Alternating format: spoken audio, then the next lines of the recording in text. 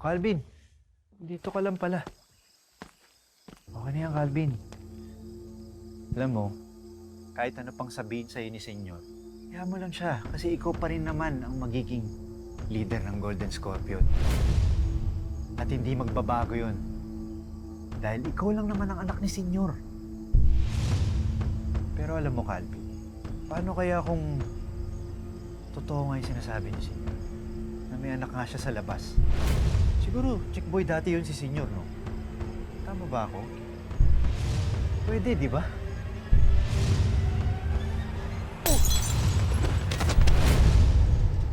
Ayusin mo yung mga hirit mo! Ako ba, Calvin? Binibiro lang kita. Ikaw naman, no? Ayos na, Calvin. Ayos na. Ayos na. Biro lang yun. Ikaw naman, no? Walang ibang pwedeng maging leader ang Golden Scorpio, kundi ako lang. At kung sakali man na meron akong kapatid, papatayin ko siya. Papatay ko yun.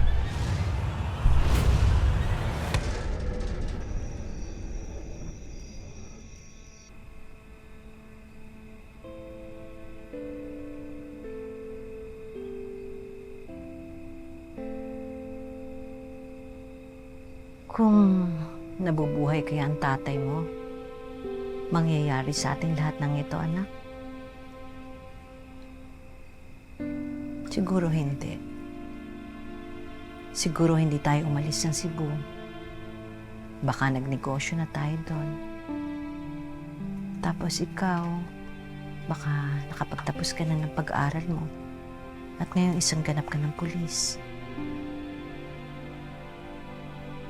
Alam ko may rason ng Diyos kung bakit pinibigay niya sa atin lahat ng mga pagsubok na to.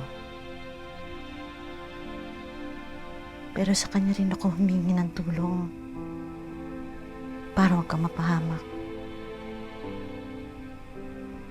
Na sana'y layo ka ng Diyos sa mga disgrasya. Kasi kung pati ikaw mawawala, baka hindi ko nakakayanin pa. Ikaw na lang ang meron ako, anak.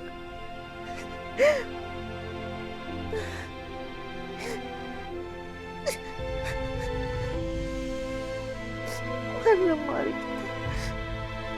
Mahal na mahal kita.